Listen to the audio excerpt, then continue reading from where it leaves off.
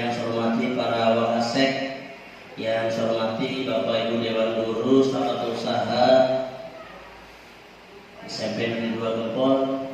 Mempersingkat waktu, baiklah kami akan bacakan susunan acara pada pagi hari ini. Yang pertama adalah pembukaan, yang kedua adalah sambutan, yang ketiga lain-lain, yang keempat penutup dan sekali doa.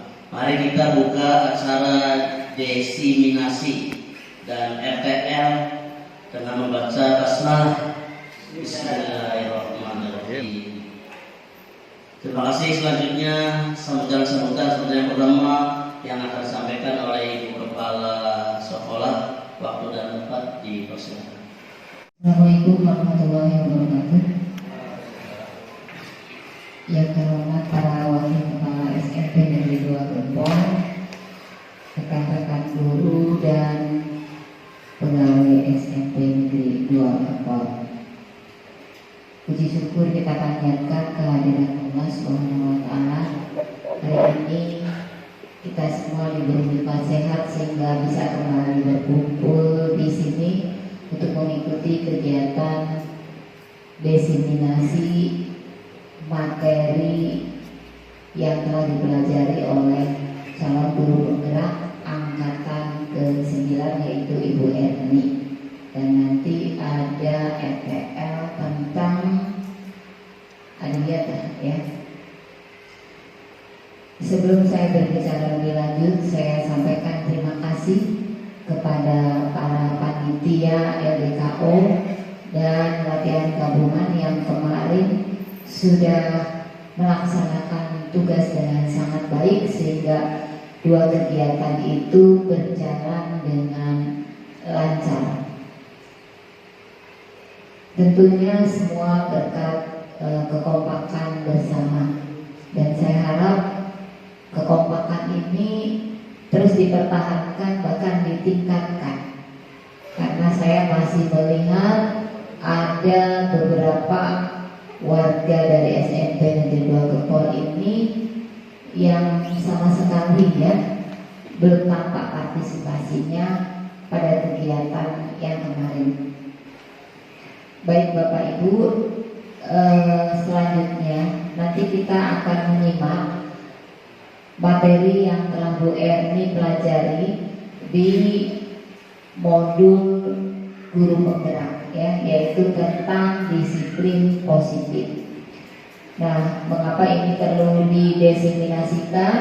Yang pertama adalah tentu adalah untuk pemenuhan tugas Ibu Erni sebagai CGP dan siapapun nantinya yang mengikuti pelatihan kemudian ada tugas untuk mendesiminasikan, tentu akan kita dukung, akan kita support. Yang kedua, materi ini sangat bermanfaat dan sesuai dengan harapan Bapak Ibu. Saya masih ingat di awal ketika saya datang ke sini awal tahun ajaran baru, saya menyebarkan form kemudian mengisi apa yang menjadi harapan Bapak Ibu di masa yang akan datang. Pada umumnya menuliskan meningkatkan kedisiplinan. Nah, seiring dengan perkembangan zaman, nah disiplin ini ada satu paradigma yang baru ya, yang disebut dengan disiplin positif. Disiplin positif sebenarnya adalah bagaimana kita menerapkan disiplin baik kepada diri kita sendiri, lebih-lebih kepada peserta didik tanpa menggunakan hukuman ataupun hadiah.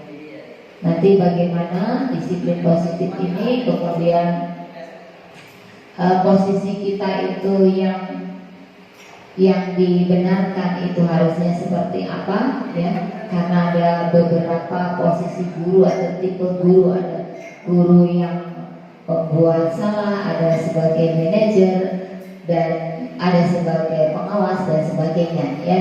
Nanti akan kita simak bersama-sama, dan yang lebih utamanya tentunya saya berharap setelah mendapatkan materi-materi ini dari Ibu Erni, mohon untuk diterapkan. Kita bersama-sama belajar untuk menerapkannya sehingga pembelajaran yang dilaksanakan di SMP Negeri 2 Gempol ini betul-betul merupakan pembelajaran yang berdampak pada murid. Jadi semuanya mengutamakan murid berpusat pada murid. Barangkali itu saja yang dapat saya sampaikan. Terima kasih atas perhatiannya. Billahi taufiq wal hidayah. Wassalamualaikum warahmatullahi wabarakatuh. Selanjutnya penyampaian materi yang akan disampaikan oleh Ibu Erni, waktu dan tempat dipersilakan.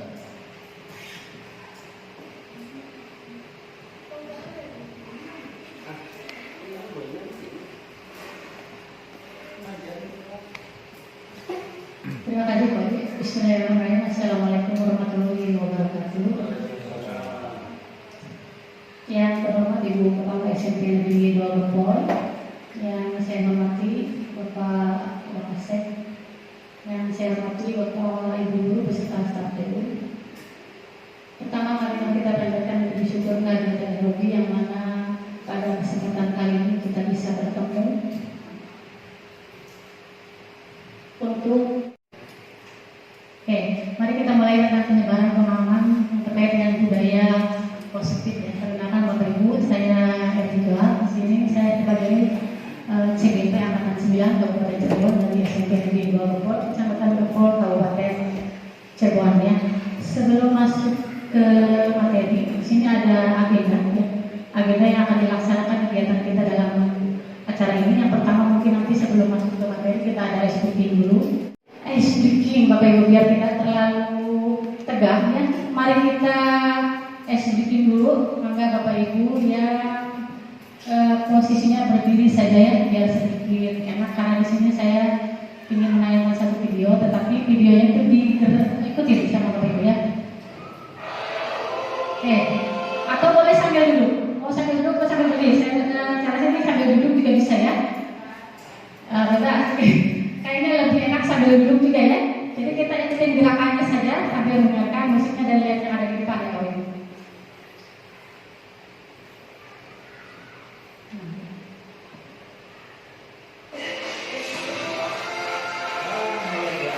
Sebentar ada lagi ya Bapak Ibu.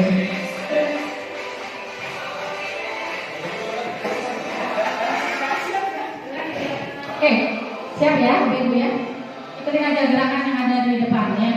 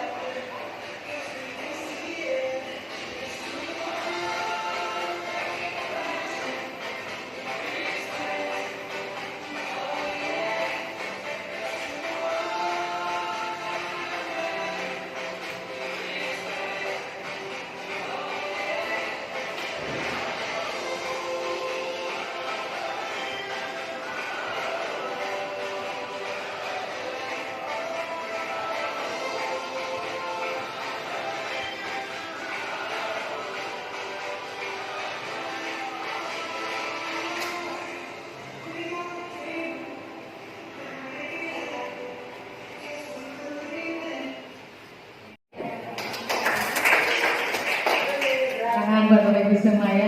Kira-kira dari gerakan yang tadi sudah mulai berkeringat Bapak Ibu? Lumayan ya. Kembali ke selanjutnya yaitu tentang kesepakatan kelas kita ya. Jadi nanti dalam 1 jam ke belakang setelah sebelum materinya kita sepakati dulu Bapak Ibu kesepakatan kelas kita. Maka nanti Bapak Ibu barangkali ada yang mau menambahkannya. Di sini saya sudah terapkan yang pertama itu nanti peserta berperan aktif dalam kegiatan. Artinya nanti ketika ada diskusi Bapak Ibu ada yang menanggapi, ada yang bertanya atau ada yang lain ya. Kemudian saling menghargai pendapat orang lain. Yang selanjutnya adalah angkat tangan sebelum bertanya, kemudian atau sebelum berpendapat. Ya. Apabila ada yang ke belakang, boleh nanti mengatakan untuk izin ke belakang Bapak Ibu ya. Barangkali ada yang butuh apa. Tujuannya yang pertama itu adalah peserta dapat menjelaskan makna dari disiplin positif dan mengamati penerapannya di lingkungan. Jadi nanti ketika Bapak Ibu mendapatkan teori disiplin positif, kemudian lihat amati yang ada di sekitar kita, terutama di sekitar SMP di Blogol ya.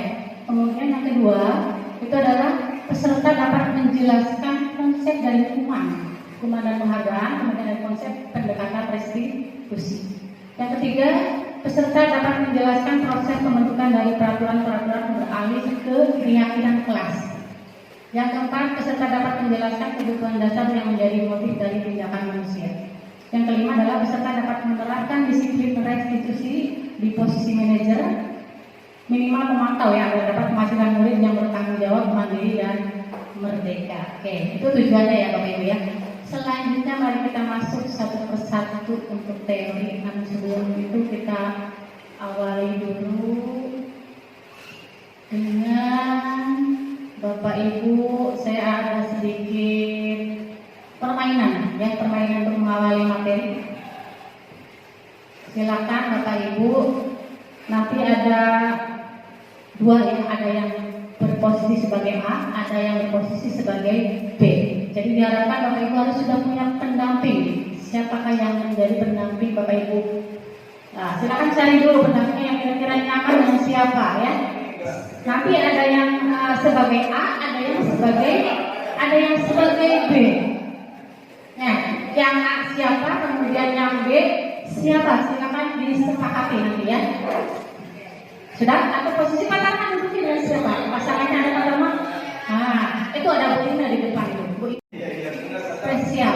Jadi pasangan dengan Pak Udi ya. Oh iya, sama Ibu belum. Ibu Ina berpasangan sama Ibu Ina ya. Silakan nanti sepakati dengan teman sebelah Bapak Ibu ya. Siapa yang menjadi A dan siapa yang menjadi B. Ya, jadi nanti tugas yang A itu tugasnya itu adalah mengepalkan tangan. Kepalkan tangannya tugas A itu ya. Jadi tugas A itu adalah mengepalkan salah satu tangan, kemudian dan membayangkan bahwa yang di kepala itu adalah apa? Sangat berharga. Jadi sangat berharga sekali sehingga kita perlu menjaga benda yang kita kepala itu sekuat tenaga. Jadi karena begitu pentingnya bagi kehidupan si A. Paham ya, Ibu ya?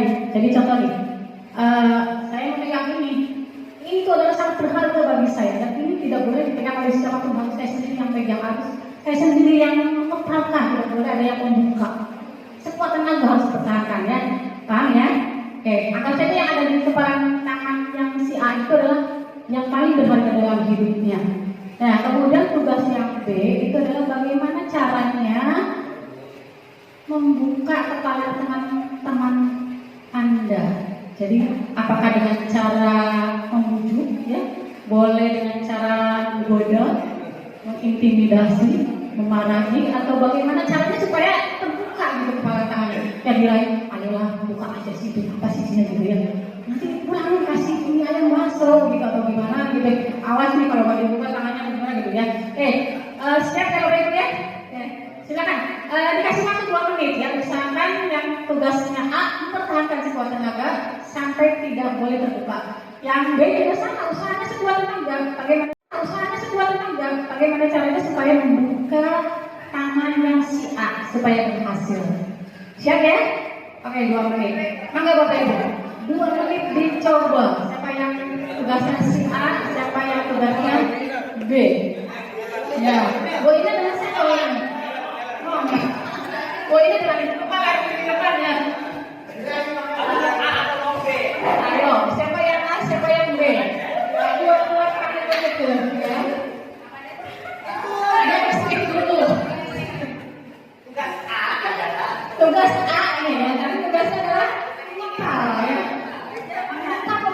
Anda saja yang pegang itu adalah yang paling berharga sekali oleh siapapun. Ya, yang B adalah mencoba yang meninggal, cara yang maunya dibuka ya. Rayuan maut gombalnya dibuka, ayolah yang dibuka, ayo baik.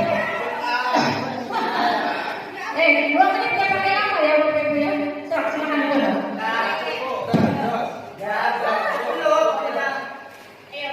Berani siapa menang?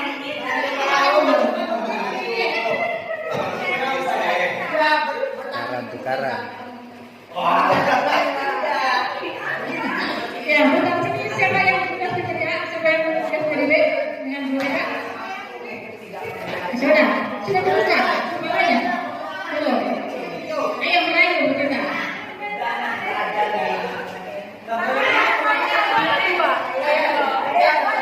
Satu tangan kanan aja, tangan kanan, empal aja empal.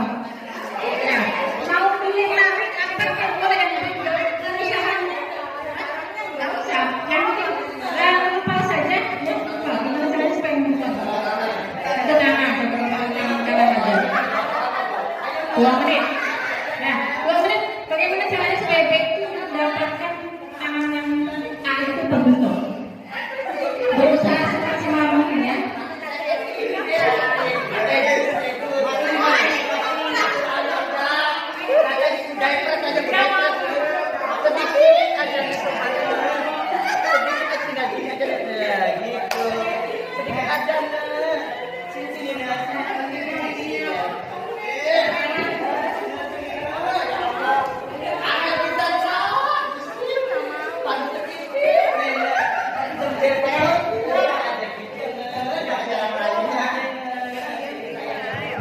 Bagaimana ayam sudah rayuan mau dikeluarkan rayuan maunya dong.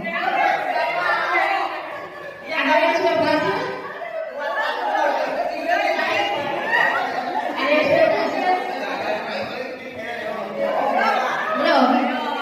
Ayo berusaha semaksimal mungkin kira-kira yang bisa membuktikannya. Ya. Dikasih 200.000 supaya ada dia kasih. Makanya kita doa yang paling berharga. Dari posisi A. Oke, yang A itu ada Bella, ada Pak Rahul. Kira-kira yang berada di posisi A ada yang sudah terbuka tangannya? Tidak. Oke, berarti sampai sekarang belum terbuka ya. Boleh saya tahu pendapat yang A itu kenapa sampai belum bisa membuka tangannya walaupun rayuan maut tangannya itu tadi sudah dikeluarkan dengan jurus apapun ya. Maka berat. Kan beritanya mempertahankan Bu, makanya dirayu 200.000 juga nggak bakal mau. Kecuali sejuta barangkali.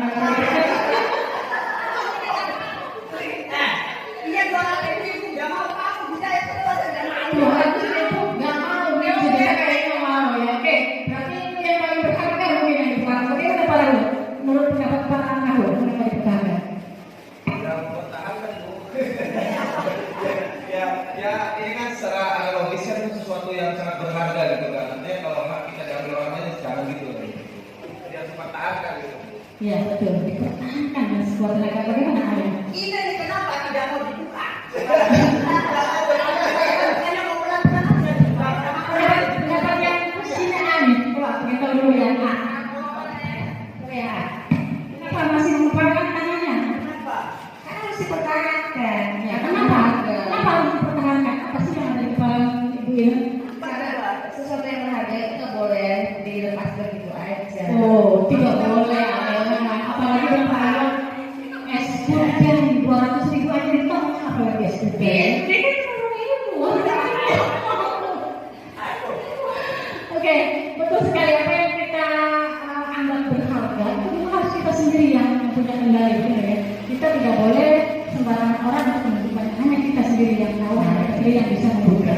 Ya, sekarang bagaimana yang posisinya berada di posisi B? Siapa yang B?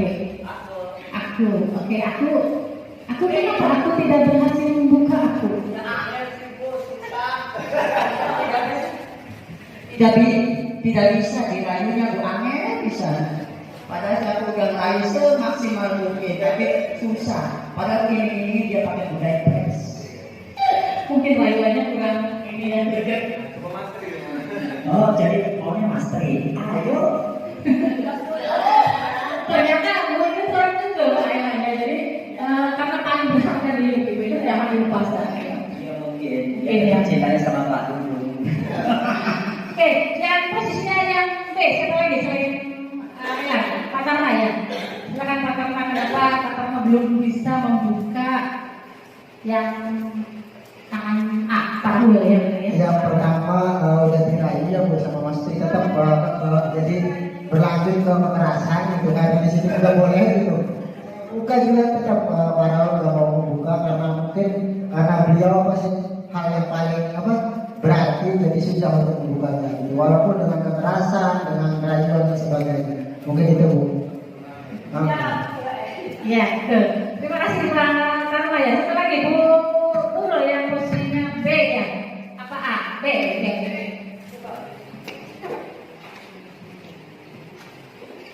Bu Ila tenang. Istilahnya yang tadi Bapak Ibu praktekkan itu adalah antara si A dan si B itu sebenarnya kita lihat siapa yang memegang kendali. Yang memegang kendali kontrolnya itu apakah si A atau si B, tergantung dari kekuatan masing-masing. Si A juga kan punya kontrol sendiri, dia punya hak ya, punya hak untuk mempertahankan apa yang dia harus pertahankan. Apalagi itu adalah katanya yang paling berharga dalam hidupnya ya. Kemudian yang B juga sama ya, punya kontrol terhadap diri B-nya. Tugas B itu adalah gimana caranya supaya apa? Supaya bisa membuka kepala tangan yang si A. Jadi tergantung dari posisi mana kita berada. Ya, jadi diibaratkan yang A itu siswa, yang B itu guru. Ya, jadi kita tidak bisa memaksakan terhadap si anak harus seperti ini, hukumannya harus seperti ini, tidak bisa. Kenapa? Karena anak juga punya apa? Punya hak. Mereka punya kontrol. Mereka kadang-kadang ketika kita punya aturan ini, anak itu kadang-kadang nyeleneh atau nggak nyeleneh? Ya betul, ngeyel. Nah, itulah kontrol dari anak. Ya mungkin dalam hal ini posisinya kan anak itu berada di posisi yang dia punya hak untuk mempertahankan apa yang pendapatnya itu benar ya. Oke, Bapak Ibu silakan disimak. Di sini ada teori kontrol dari Dr. William Glasser ya. Dr. William Glasser itu adalah psikiater dan sekaligus pendidik ya. Kemudian teorinya itu berkembang dinamakan teori ya, dan ini meluruskan beberapa miskonsep tentang makna dari kontrol itu sendiri. Jadi yang pertama ada ilusi guru mengontrol murid. Guru mengontrol murid ya. Jadi pada dasarnya kita tidak dapat memaksa murid untuk berbuat sesuatu ya. Jikalau murid tersebut memiliki untuk tidak melakukannya, jadi kita paksa juga tetap tidak akan bisa. Kayak tadi ya, murid itu sebagai si A, ketika kita sebagai guru, sebagai B itu tidak akan bisa memaksa ya, karena murid juga punya hak untuk tidak melakukannya ya. Kemudian yang kedua adalah ilusi bahwa semua penguatan positif itu efektif kemudian dan bermakna. Nah ini penguatan positif atau rujukan itu sebenarnya adalah bentuk-bentuk kontrol ya. Segala usaha untuk mempengaruhi murid agar mengulangi suatu perilaku tertentu. Murid bisa aja menolak atau enggak? Ya, jika tergantung pada guru untuk berusaha. Jadi kita juga punya kontrol nih untuk mengendalikan murid lagi, bagaimana caranya supaya murid itu bisa melakukan apa yang kita inginkan, bisa mengikuti peraturan-peraturan yang kita buat di sekolah gitu ya. Nah, kemudian berikutnya adalah ilusi bahwa kritik dan membuat orang itu merasa bersalah dapat menguatkan karakter. Kadang-kadang ketika kita menyuruh murid untuk melakukan hal-hal yang tidak sesuai, tapi murid itu kekeh, terus kita yang memaksa ya, itu kadang-kadang akan merasa membuat mereka itu merasa bersalah, dan itu karakternya itu akan tertanam dalam diri anak itu sampai mereka besar nanti ya. Nah, selanjutnya adalah ada ilusi bahwa orang dewasa itu memiliki hak untuk memaksa. Kadang-kadang kita sebagai orang dewasa atau sebagai guru itu punya hak untuk memaksa, tetapi kita tidak berpikir waktu panjang ya. Sebenarnya itu akan perilaku memaksa itu tidak akan efektif untuk jangka waktu yang panjang ya, dan sebuah hubungan itu permusuhan akan terbentuk nanti ya. Itu ada teori kontrol dari Dr. William yang terkait tadi yang A dan B ya. Dan untuk itu bagaimana caranya nih? bagaimana caranya supaya si B itu berhasil? Berhasil apa berubah si A itu perilakunya menjadi jauh lebih baik. Ya, jadi yang terpenting itu adalah mengubah paradigma kita, ya paradigma Anda. Bila kita ingin membuat kemajuan perlahan sedikit-sedikit, ubahlah sikap atau perilaku kita. Jadi kita nggak perlu memaksa ya. Kita ada sedikit berubah, ya, kemudian berubah trik, berubah segalanya, bahkan mindset kita juga dirubah. Itu dari situ kita bisa akan membentuk karakter siswa yang lebih baik. Ya, nanti ada beberapa teori kontrol di sini ya. Ada stimulus responnya, kemudian ada teori kontrolnya. Di sini contohnya adalah sebuah orang melihat hal yang sama untuk stimulus responnya. Kemudian ada teori kontrolnya adalah setiap orang itu memiliki gambaran yang berbeda. Kalau dulu mengatakan bahwa semua orang itu melihat hal itu sama, tetapi seiring berkembangnya zaman, bahwa setiap orang itu memiliki gambaran yang berbeda, apalagi siswa ya. Jadi nanti kita ada stimulus responnya, kemudian ada teori kontrolnya. Oke. Selanjutnya dari perilaku manusia masuk ke materi yang paling karena kita ketika melakukan disiplin itu ada kata motivasi dan itu ada kata ada disiplin. Ada 3 motivasi. Kalau dia ada kata disiplin, yang pertama itu adalah untuk menghindari mengaitkan kata disiplin itu dengan kata kemudian dan juga adalah itu mendapatkan imbalan. Disiplin kaitannya dengan yang ketiga ya, untuk menjadi orang yang supaya dapat mengerti dan menghargai diri sendiri dengan nilai kaitan tidak dengan kata saya percaya. Mari Bapak Ibu kita kaitan tidak introspeksi diri ya. Oke, di sini ada poin sesama dari kata disiplinnya itu sebenarnya adalah motivasi ekstrim, artinya dari bawah disiplin itu berarti. Tapi kalau munculnya yang ketiga disiplin adalah artinya itu adalah belajar hasil ketika ya akan tidak disiplin itu seperti disiplin ada 3 tipe yang dilatih karena jawab itu apa yang masuk ke salah satu tipe yang jadi. Nah, kalau ini akan saya dari diri sendiri itu akan bertanggung jawab cerita ya. Saya cerita silakan Bapak Ibu salah satu ceritanya yang menerapkan disiplin yang bertujuan untuk Bapak Ibu apa sih motivasi dari apa tadi tanpa imbalan ya, tanpa imbalan, tanpa ancaman. Atau situ ada ya, jadi kita sebagai peserta itu adalah tujuan kita adalah SD kelas 2 ya. Supaya kita akan masalah murid-muridnya itu tidak bisa sehingga mereka berperilaku seperti berdiri di depan kelas dan selalu bermotivasi ke dalam kelas. Ketika anak belum bisa ada keinginan untuk berubah, ini tentunya sangat mengganggu proses pembelajaran dan tidak akan bisa berperilaku yang lebih baik dari apa yang kita inginkan ya. Jadi kalau merasa dari dalam diri nanti bisa bertanggung jawab ya. Tugas saya itu anak berpikir cepatnya dan mengandalkan ada stiker di depan pada jadi setiap murid-muridnya itu akan masuk kelas. Usia itu sudah muncul dalam diri akan dengan sendiri dengan stiker di depan. Ya, siapa yang dari lulus? Di sini ada apa sih yang dari paling itu? Ada pacitan dari uang. Jadi ya sebagai kewajiban itu adalah mengambil yang kesepakati bersama dan langsung berdialog dari suku bangsa dan dari agama, bahasa maupun dari agama terbelakang. Nah, yang seperti yang kita pelajari sekarang dalam profil pelajar asli itu kan ada yang dapat bintang, ada bintang dan kadang itu biasa asli beberapa minggu dan beberapa minggu karena cepat berhasil di situ adalah salah satu yang kita begitu ya. Kemudian pada suatu saat ada sambil jadi terpaksa diganti oleh kami dengan yang terbaik benar sendiri pakai rutin ini bisa seperti nilai dari kami. Jadi yang belum tahu nih ada skill bintang disepakati semua ya. Masuk ke kelas saya bisa istirahat murid kelas 2 kembali betul teori disiplin kira-kira menurut Bapak Ibu deh ya. Apa selanjutnya dari motivasi murid-murid masuk ke materi yang paling pertama yang tadi dipaparkan. Apa sih masuk kelas dari kata motivasinya apa? Disiplin. Tadi dikatakan ada 3 motivasi ya. Kalau kita dikatakan disiplin mungkin Bapak Ibu mengaitkan disiplin itu dengan kata tertib, betul nggak sih Bapak Ibu? Ada yang nggak disiplin kaitannya dengan kata tertib tidak? Di sekolah ada kata tertib? Dari 3 motivasi berkaitan tidak dengan kata disiplin? untuk cerita yang ditampilkan Kaitan tidak? untuk mendapatkan imbalan. Oke, di sini ada disiplinnya menurut belajar Dewan Kelas kemudian dari yang dosennya bahwa disiplin itu harus dari anak tersebut disiplin yang akan itu harus diajar ya dijadikan artinya berdiri yang memiliki tanggung jawab terhadap apa yang dilakukan berdasarkan nilai-nilai kaitan rezeki.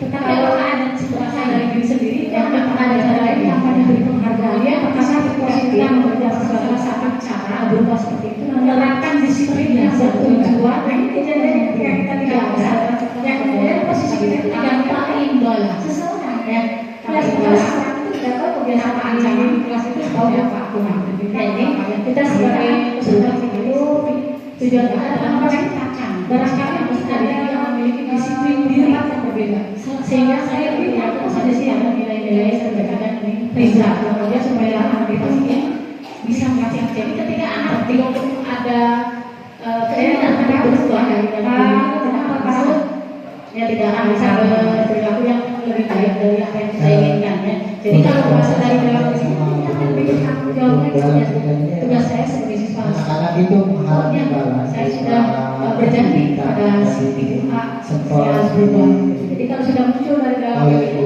anak sendirinya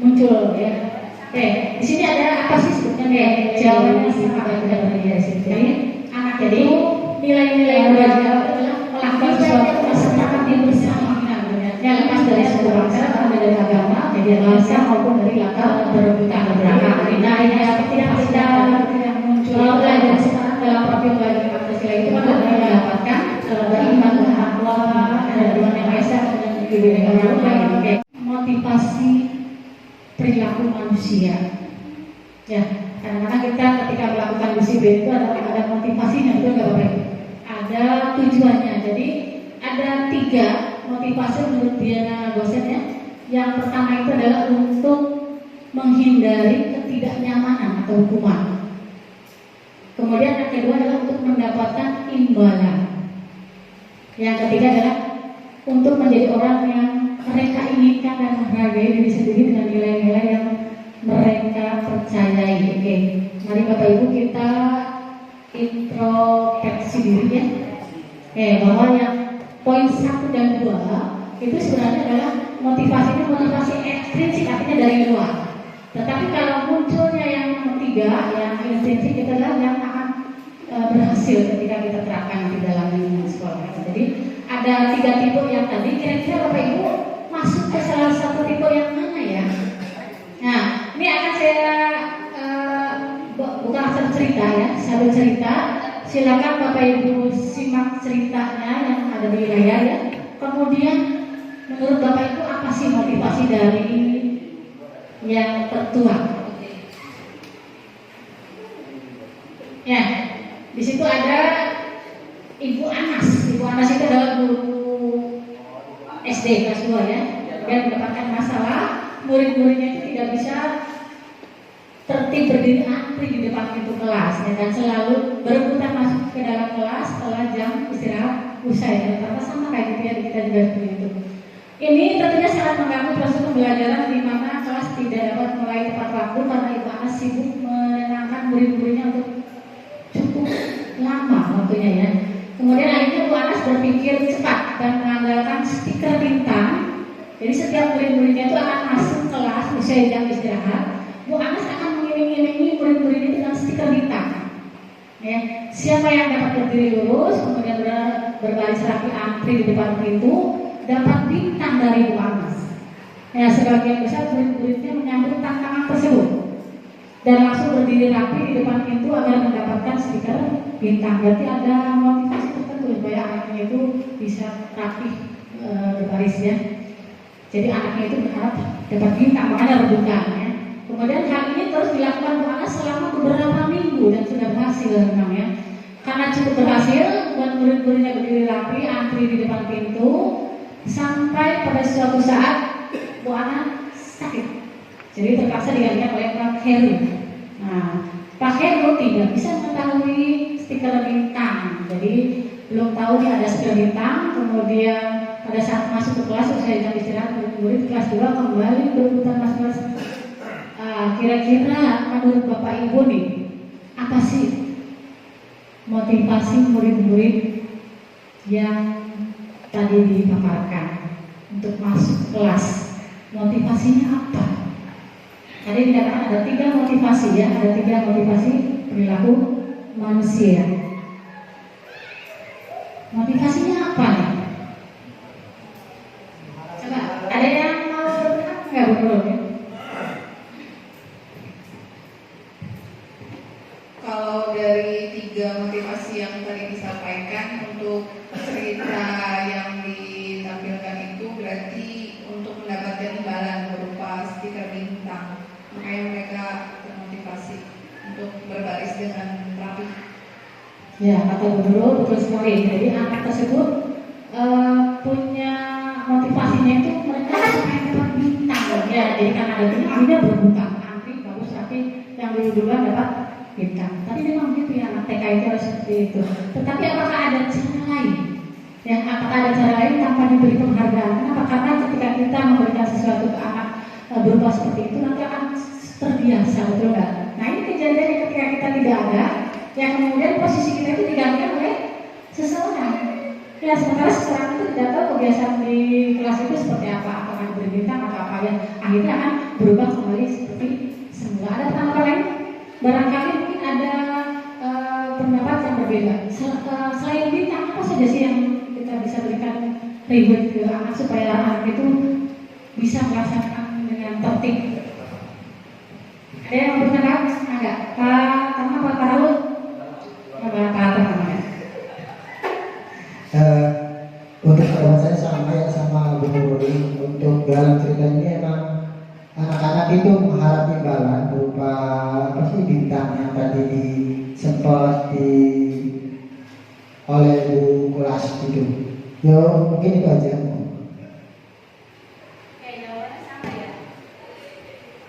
Jawabannya sama ya. Jadi anak itu melakukan sesuatu karena memang dia punya keinginan, ingin punya dapat bintang banyak. Jadi akhirnya dia berebutan. Jadi dari ketiga motivasi yang tadi yang muncul itu adalah apa? Untuk mendapatkan imbalan atau penghargaan dari orang lain. Oke, di sini ada istilah dihukum oleh penghargaan. Jadi ketika kita memberikan penghargaan, memberikan stiker tadi ke anak-anak itu sebenarnya ada mungkin yang kita anggap sepele dan itu sebenarnya sudah budaya, betul nggak? Ketika kita ngasih anak itu kan anak kadang-kadang menurut kita punya kebanggaan tersendiri. Oh iya saya dapat piala, oh iya saya dapat sertifikat. Tetapi sebenarnya salah ya. Sebenarnya salah karena di sini ada dihukum oleh penghargaan istilahnya itu. Jadi ada pengaruhnya jangka pendek dan ada jangka panjang. Jadi jika kita menggunakan penghargaan lagi dan lagi, maka orang tersebut akan tergantung dari penghargaan yang diberikan. Ketika tidak ada penghargaan, berarti motivasinya akan hilang, betul nggak? Jadi kayak anak tadi ketika kondisi ibu anaknya sakit kemudian diganti oleh yang lain, otomatis tidak dapat bintang. Akhirnya apa? Akhirnya dia kembali posisinya seperti awal. Ya, cemerlang lagi, nggak mau masuk kelas lagi karena nggak dapat bintang. Ya. Kemudian ada istilahnya itu penghargaan itu tidak efektif. Kenapa tidak efektif? Karena jika berharap suatu penghargaan kemudian tidak mendapatkannya maka akan kecewa, betul nggak? Contoh ketika mendapatkan ranking 1 ya, dia berharap nih saya dapat ranking 1 lagi di semester berikutnya, tetapi ketika dia posisinya di ranking 2 atau 3 dia akan kecewa ya, dan ini akan tidak efektif bagi kedepannya. Kemudian ada istilah penghargaan itu merusak hubungan. Kenapa sih kok bisa merusak hubungan? Ya?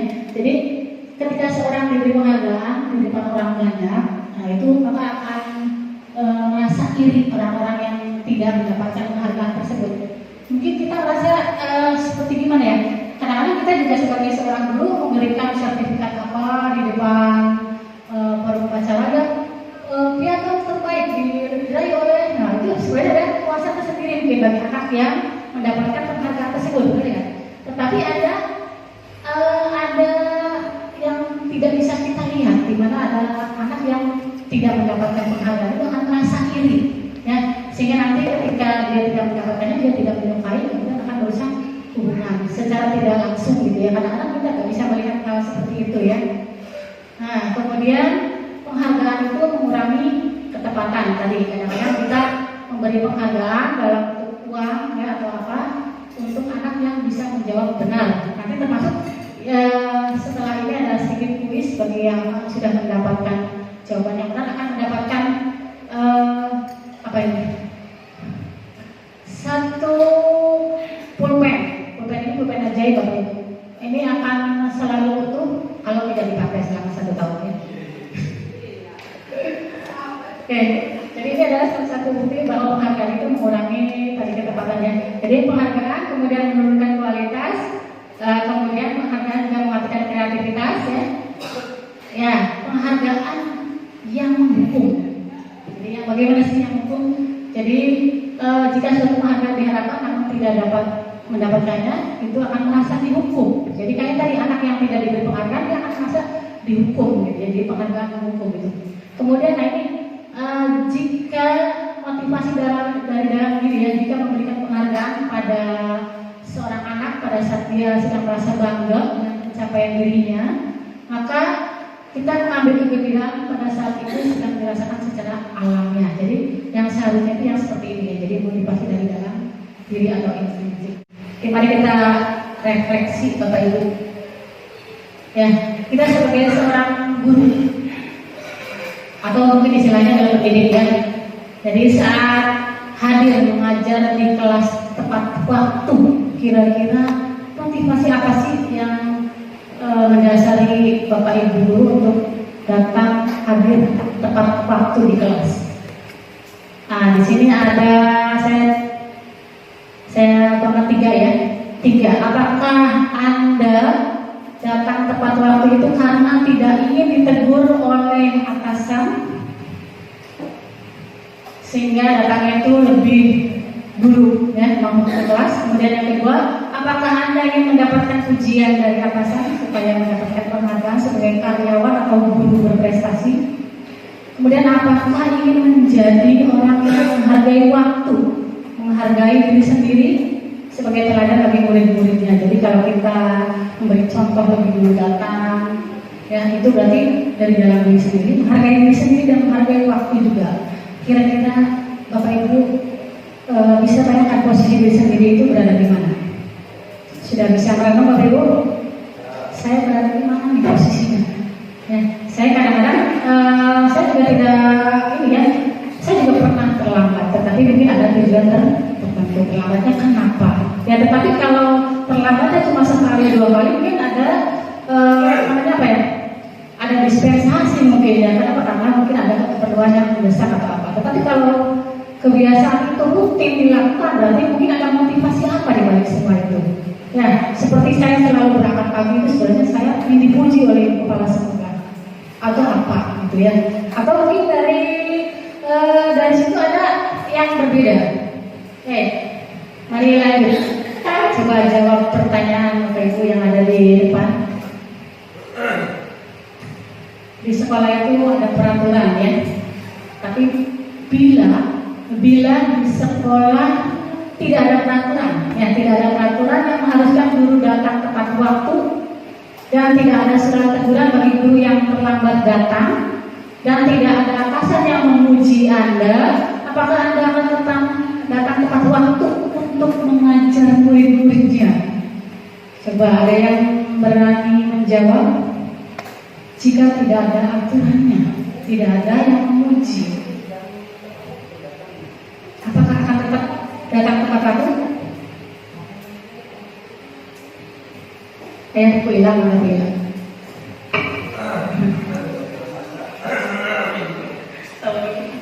Iya Ibu, bila di sekolah tidak ada peraturan yang harus guru datang tepat waktu, apa ya? Kalau pribadi dulu ya, kalau saya pribadi saya lebih ke menghargai waktu. Mengapa tidak datang terlambat? Karena menghargai waktu saya, karena harus bagi tugas sebagai guru rumah tangga, sebagai seorang guru, dan pekerjaan saya di rumah ibu rumah tangga ketika sudah lewat dari keluar rumah, maka saya bekerja sebagai seorang guru, bukan sebagai ibu rumah tangga. Maka dari itu saya ikuti peraturan yang ada di sekolah. Jikapun tidak ada peraturan yang mengharuskan guru datang tepat waktu, saya akan tetap datang tepat waktu. Karena ya pekerjaan saya harus seperti itu gitu. Kalau tidak ada pujian, dan selama ini juga kan tidak ada yang memuji guru datang terlambat, tidak ada yang guru yang datang tepat waktu, tidak ada pujian juga kan selama ini gitu tuh Bu. Ya maksudnya apa ya Bu? Gitu. Ya betul. Ya poinnya seperti itu Bu. Jadi saya akan datang tepat waktu untuk mengajar murid-murid saya karena saya menghargai waktu saya dan menghargai pekerjaan saya sebagai seorang guru seperti itu Bu. Ya, oke. Jadi itu kan buat Bu Mila ya. Berarti Bu Mila sudah motivasinya sudah melakukan nomor 3 tadi ya, motivasi dari dalam diri sendiri yaitu menghargai waktu karena memang tupoksi kita itu sebagai guru. Hukuman, kemudian apa bedanya hukuman dengan konsekuensi? Ya, jadi nanti hukuman itu sebenarnya adalah tidak terencana atau tiba-tiba. Kemudian murid tidak tahu apa yang akan terjadi, dadakan jadi ya. Bersifat satu arah, kemudian hukuman itu bisa berupa fisik, bisa juga berupa psikis. Nah, kalau konsekuensi itu adalah terencana, kemudian disepakati sesuai dengan peraturan. Kemudian murid tetap dibuat tidak nyaman. Sikap guru itu selalu memonitor murid. Jadi antara hukuman kemudian konsekuensi itu ada bedanya tidak? Ada. Oke, kita lihat lagi ya. Selanjutnya adalah restitusi. Restitusi itu sebenarnya adalah proses menciptakan kondisi bagi murid untuk memperbaiki kesalahannya. Kemudian proses kolaborasi yang mengajarkan murid untuk mencari solusi sendiri. Oke, sudah paham ya Bapak Ibu? Apa itu hukuman? Apa itu konsekuensi? Hukuman dan konsekuensi. Ya, oke. Sekarang saya beri satu soal, 3 soal ya, 3 soal, di mana satu soal akan mendapatkan 1 poin jika jawabannya betul. Ya, soal yang pertama, ada berjemur di lapangan basket pukul 12, berarti pukul 12 siang ya. Nah, mereka itu dihukum berkeliling lapangan basket itu karena mengobrol dengan temannya. Kira-kira menurut Bapak Ibu apakah itu termasuk sanksi atau konsekuensi atau hukuman? Silakan yang bisa menjawab, angkat tangannya.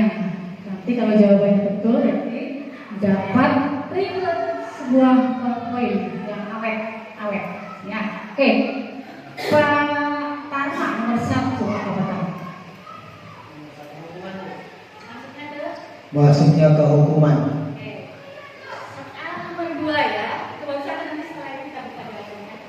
Soal nomor 2, lari mengelilingi lapangan basket 2 kali karena terlambat hadir di sekolah. Apakah itu termasuk sanksi atau konsekuensi atau hukuman? Ayo angkat tangannya. Yang bersedia menjawab. Nanti kalau betul berarti dapat poin ya. Tulis dapat bakso kali ya. Adalah hukuman. Nah, tadi yang pertama hukuman ya Bapak ya. Kemudian yang kedua lari mengelilingi lapangan katanya hukuman. Oke, yang ketiga ada yang bisa menjawab yang ketiga? Selain Pak Tarma, mungkin belakang Bu Ina atau Bu Ila? Bu Ila, coba Bu Ila. Nomor 3, membersihkan coretan yang dibuat di meja tulis, itu bukan tulis ya. Konsekuensi Bu, konsekuensi. Oke, dari ketiga yang menjawab ya. Kita lihat jawabannya untuk soal yang pertama ya. Berjemur di lapangan basket pukul 12 itu karena mengobrol dengan teman itu adalah salah satu dari bentuk hukuman. Tadi jawabannya apa Pak Tarma? Oke, tepuk tangan untuk Pak Tarma ya. Silakan ambil pulpennya Pak Tarma ya. Tolong dibagikan dulu satu Pak Tarma ya. Ribut buat Pak Tarma yang sudah menjawab betul ya. Oke, soal yang kedua. Tadi jawabannya apa yang kedua? Hukuman jawabannya. Oke. Jawaban yang kedua adalah lari mengelilingi lapangan basket 2 kali karena terlambat hadir di sekolah itu adalah salah satu bentuk hukuman. Jawabannya hukuman betul Bu? Oke, tangan untuk Bu Tarsi.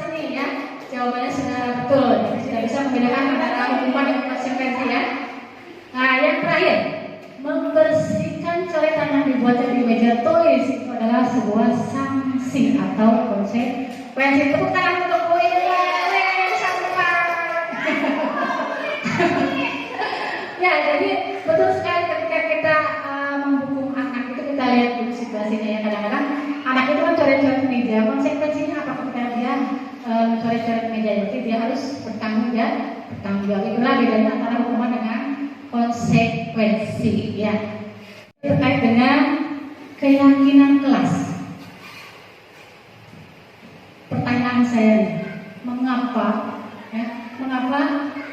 harus keyakinan kelas? Mengapa bukan peraturan kelas? Apa sih bedanya keyakinan dengan peraturan? Coba ada yang mau memberikan tanggapan? Acungkan tangannya, dapat bawahnya 2 kali ya sekarang ya. Nah, 2 berarti boleh 2 deh, siap-siap ya dulu ya. Mengapa keyakinan kelas bukan peraturan kelas? Menurut saya perbedaannya kalau peraturan itu berisi aturan-aturan yang disepakatinya itu secara sepihak. Jadi misalkan dibuat oleh guru ya berarti itu dibuatnya oleh guru saja. Nah kalau keyakinan kelas itu ya dibuat bersama yang berisi nilai-nilai yang ingin dicapai bersama-sama. Jadi bentuk dari hasil kolaborasi dari warga kelas yang mencakup siswa dan wali kelas mungkin. Jadi itu bedanya. Ya, tepuk tangan untuk Bu yang sudah memberikan idenya atau apanya Bu ya? Atau tanggapannya tentang apa sih mengapa harus keyakinan kelas atau tidak peraturan kelas? Coba kita lihat ya. Kita lihat ke depannya. Mengapa keyakinan kelas bukan peraturan kelas ya? Itu sebenarnya peraturan kelas itu akan membentuk keyakinan kelas. Dari peraturan-peraturan yang ada di kelas itu akan membentuk keyakinan kelas ya. Dari keyakinan kelas nanti akan terbentuk lingkungan yang positif. Dari lingkungan positif akhirnya akan menjadi suatu budaya sekolah. Jadi peraturan kelas dulu, kalau peraturan itu kita yakini ya, nah itu kita munculkan berarti keyakinan kelas. Dari keyakinan kelas itu nanti akan tercipta budaya yang positif, lingkungan yang positif dulu, kemudian nanti akan timbul budaya yang positif di sekolah. Jadi itu bedanya kenapa harus keyakinan kelas bukan peraturan kelas ya. Jadi peraturan yang ada di sekolah kita lebih menguncikan lagi sehingga nanti anak itu muncul dari dalam dirinya sendiri untuk menanamkan apa sih peraturannya yang ada, sehingga anak itu meyakini oh iya saya akan mendapatkan nilai ini ketika saya melaksanakannya ya. Jadi ketika anak itu melaksanakannya dengan dari dalam dirinya sendiri akan dengan teratur nanti menjalankannya ya. Mengapa kita memiliki peraturan tentang penggunaan helm saat mengendarai kendaraan roda 2 atau bermotor? Kenapa nih? Mengapa? Coba Bu Ina, coba Bu Ina. Kan jarak jauh dari Kuningan ke sini pasti naik motor ya. Nah, Bu Ina pakai helm nggak Bu Ina? Ya. Apa tuh? Kenapa tuh Bu Ina pakai helm? Supaya apa? Biar dia terlindungi, safety. Biar safety. Biar Aman. biar aman. Oke, berarti keamanan ya. Oke. Tentang itu Bu Ina ya. Jadi nilai yang dimunculkan itu adalah demi keamanan. Ya, kalau kita tidak pakai helm, kemudian mohon maaf ya, barangkali terjadi sesuatu di jalan, kan minimal kepala kita terlindungi betul ya Pak ya. Jadi keamanan di sini ya. Nilai yang dimunculkan itu adalah keamanannya. Iya. Oke. Berikutnya, mengapa ada peraturan dilarang merokok di sekolah? Coba Ayla suka merokok ya? Saya nggak suka merokok. Mengapa ada peraturan dilarang merokok di sekolah? Nilai yang dimunculkan di sini apa? Demi apa? Kesehatan, satu kesehatan, ketertiban. Jadi nanti dinilai sama masyarakat itu akan bagus.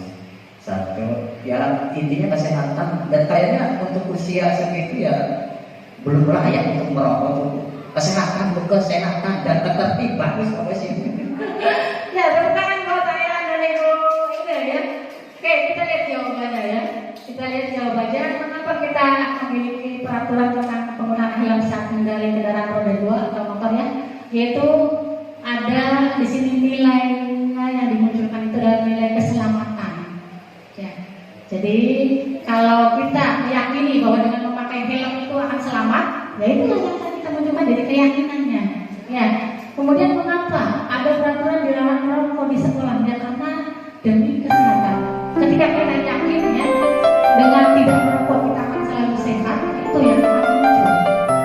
Ya jadi itulah yang dikatakan sebagai keyakinan kelas. Ketika anak-anak yakin, ketika yakin bahwa dengan tanaman itu dia akan aman di kelasnya, tidak akan tertib di kelasnya, maka itu yang akan terjadi. Itu namanya keyakinan kelas. Jadi apa ada peraturan demi kesehatan. Jadi nilai-nilainya yang dimunculkannya, nilai-nilai keselamatan, kemudian ada istilah kesehatan, itulah yang kita sebut sebagai keyakinan.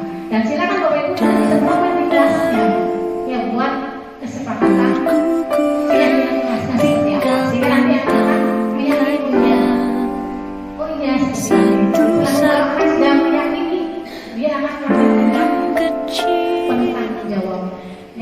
Berterbangan tinggalkan sarang. Jadi apa sih dari nilai yang dibagikan?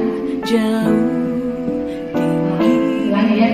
Oke. Kita ulangi nilai-nilai yang dibagikan. Kita ketika ada kata kembalikan barang pada tempatnya. Andaikan aku punya sayap, ku kan terbang jauh mengelilingi angkasa. Kan ku ajak ayah bundaku terbang bersamaku, melihat indahnya dunia. Kemudian berikutnya ada kata dilarang mengganggu orang lain. Kira-kira ada nilai apa di situ? Dilarang mengganggu orang lain. Apakah saling menghargai atau Satu-satu saling burung kecil berterbangan tinggalkan sarang. Jauh, jauh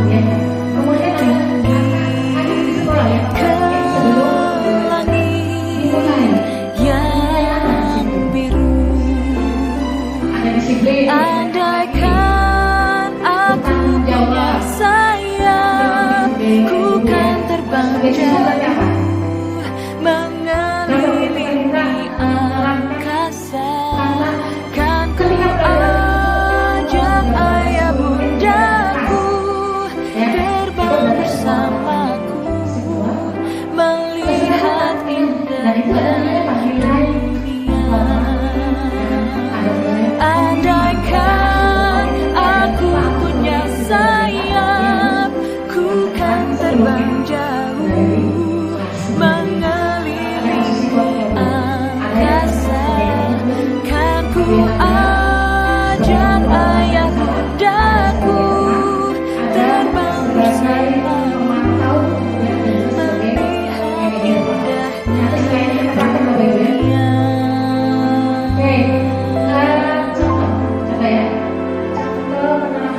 Melihat indahnya dunia.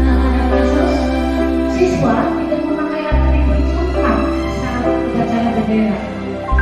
Kalau kita melakukan hukuman kepada anak tersebut untuk hormat pada bendera selama 1 jam, ya, itu berarti kita itu adalah sebagai penghukum. Ya, tapi kalau kita berapa kali Bapak Ibu guru memberitahu kamu supaya kamu itu selalu mengecewakan ibu, bilang ke anaknya. Berarti kalau kita bilang seperti itu ke anak, kita itu adalah sebagai membuat rasa bersalah. Ya. Tetapi kalau misalkan kasus yang sama seperti tadi, nah kalau kita bilang ke anak, lakukan untuk bapak, kamu berubah, kamu pasang atributnya, lakukan itu untuk bapak atau untuk ibu, ya. Nah, kira-kira berarti kita itu adalah sebagai teman, sebagai seorang temannya.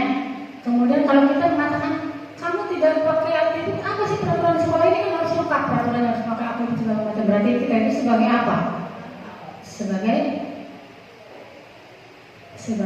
pemantau. Oke, kira-kira Bapak Ibu bisa tidak introspeksi kepada diri kita sendiri? Kita itu pernah tidak melakukan hal seperti itu? Kita sebagai penghukum pernah tidak? Pernah. Tidak secara tidak sadar pernah. Sebagai teman pernah tidak? Pernah. Memantai juga pernah ya. Sekarang yang penerapan kelima, bagaimana sih supaya kita bisa menerapkan yang kelima? Nah, ketika ada kasus yang sama, kita coba sebagai manajer di sini ya. Jadi nanti anak itu ditanya, apakah kamu tahu apa kesalahan kamu? Pasti anak kan menjawab tuh, iya Bu tahu. Apa kesalahannya tadi? Kesalahannya adalah tidak memakai atribut. Ya. Kemudian tanya lagi, kira-kira kalau sudah tahu kesalahan kamu, kira-kira bagaimana kamu memperbaiki kesalahan itu? Nah otomatis jawaban itu kan dari anaknya sendiri, betul nggak? Iya Bu, saya besok akan memasang atribut. Jadi besok itu akan terpasang karena memang keinginan anaknya, karena dia tahu kesalahannya itu seperti itu. Jadi itulah tipe sebagai apa? Sebagai manajer, dan seharusnya yang kita lakukan sekarang itu adalah sebagai manajer seharusnya. Ya, tetapi kadang-kadang lihat situasi ya, kadang-kadang kita juga bisa melakukan sebagai penghukum, betul nggak? Kalau anaknya bandel pisang gitu ya. Oke, ini yang terakhir, yaitu terkait dengan segitiga restitusi. Jadi nanti ada 3 langkah untuk tahapan segitiga restitusi. Yang pertama adalah menstabilkan identitas. Kemudian yang kedua adalah validasi tindakan yang salah. Yang ketiga adalah menanyakan keyakinan. Jadi segitiga restitusi itu adalah suatu proses dialog. Jadi memanggil anak ya, yang dijalankan oleh guru agar dapat menghasilkan murid yang mandiri dan bertanggung jawab. Jadi contoh, ketika ada yang terlambat ke kelas, itu tidak harus dimarahi dulu di depan kelas, ya, tidak hukum dulu di depan kelas. Kenapa? Karena kalau kita memarahi anak di depan kelas, itu akan membekas di dalam hati mereka. Si guru itu galak, nakal, gimana gitu ya. Itu berarti akan membuat anak itu merasa bersalah, dan itu akan terbawa memorinya itu sampai mereka dewasa. Jadi lebih baik kita apakan dulu. Coba praktekkan nanti di kelas, membuat kelasnya dengan siswa-siswanya ya.